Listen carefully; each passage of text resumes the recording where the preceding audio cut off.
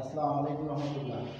সেখানে ছাত্রছাত্রী আশা করি তোমরা সরকারের স্বাস্থ্য নির্দেশনা মেনে সুস্থ অবস্থায় বাসায় পড়াশোনা করতেছ। আজকে আমি তোমাদের যে বিষয়টা পড়াবো সেটা হইতেছে মুদ্রাস্ফীতি।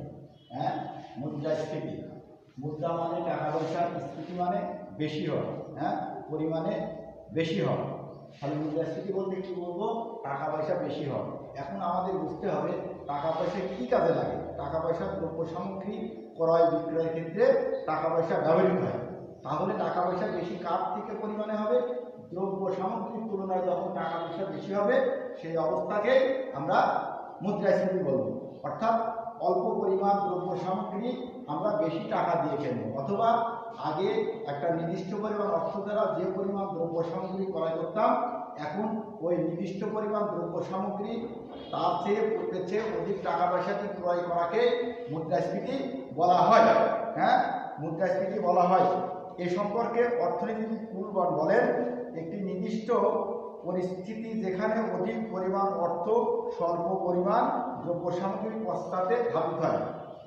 একটা নির্দিষ্ট পরিমাণ অর্থ স্বল্প ক্রয় একটা নির্দিষ্ট অর্থ দ্বারা স্বল্প পরিমাণ দ্রব্য সামগ্রী ক্রয় করা হয়। এই অবস্থাকে আমরা মুদ্রাস্ফীতি বলব। আমরা যখন দেশের যুদ্ধ বিগ্রহ, আবহাওয়া, জলোচ্ছ্বাস, অতিবৃষ্টি, অতি খরা ইত্যাদির কারণে কি হয়? দেশের উৎপাদিত দ্রব্য সামগ্রী পূর্বের তুলনায় কম উৎপাদন হয়।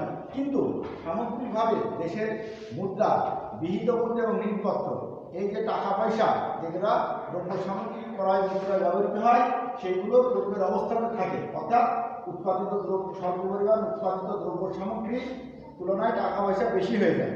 এই অবস্থাটাকে আমরা মুদ্রাস্ফীতি বলব। এই মুদ্রাস্ফীতিকে আমরা একটা সূত্র আকারে দেখাইতে পারি।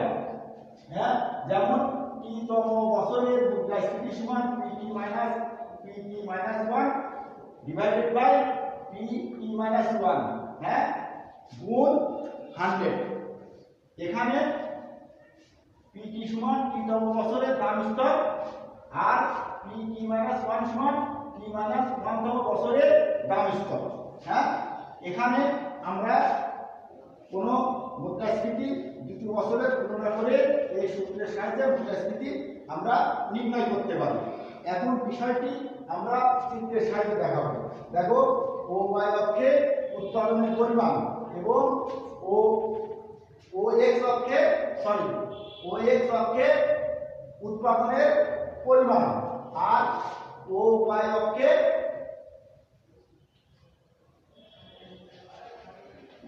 অক্ষে দাম স্তর নির্দেশ করা হয়েছে। D1 D2 হচ্ছে চাহিদা রেখা, আর S হচ্ছে যোগান রেখা। এই অবস্থায় সামগ্রিক যোগান কোনো কারণে চাহিদা বৃদ্ধি পেল, বা চাহিদা বৃদ্ধি পেয়ে D1 থেকে D2 রেখায় অবস্থান করল। এই ক্ষেত্রে দাম স্তর P1 থেকে OP1 থেকে OP2 হলো। তাহলে এই ক্ষেত্রে মুদ্রাস্ফীতির পরিমাণ কি? এই ক্ষেত্রে মুদ্রাস্ফীতির পরিমাণ A P1 P2 B or A B P2 P1। এটাই হচ্ছে মুদ্রাস্ফীতি। তাহলে আমরা এখন বলতে পারি মুদ্রাস্ফীতি বলতে উৎপাদিত দ্রব্য সামগ্রীর তুলনায় যখন আমাদের টাকা পয়সা বেশি হবে, অর্থাৎ অল্প পরিমাণ দ্রব্য সামগ্রী ক্রয় করতে বেশি পরিমাণ টাকা পয়সার যোগান দিতে হবে, এই অবস্থাকে মুদ্রাস্ফীতি বলে। আর মুদ্রাস্ফীতির সময় দ্রব্য সামগ্রীর দাম বৃদ্ধি পায়, আর দ্রব্য সামগ্রীর দাম বৃদ্ধি পাওয়া মানে অর্থের ক্রয় ক্ষমতা হ্রাস পায়। অর্থাৎ স্বল্প পরিমাণ দ্রব্য সামগ্রীর পিছনে বেশি পরিমাণ টাকা পয়সা ধাবিত হয়। এই অবস্থাকে মুদ্রাস্ফীতি বলে। আশা করি তোমরা বুঝতে পেরেছো এবং বাসায় স্টাডি করবে। সবাইকে ধন্যবাদ। আসসালামু আলাইকুম রহমতুল্লাহ।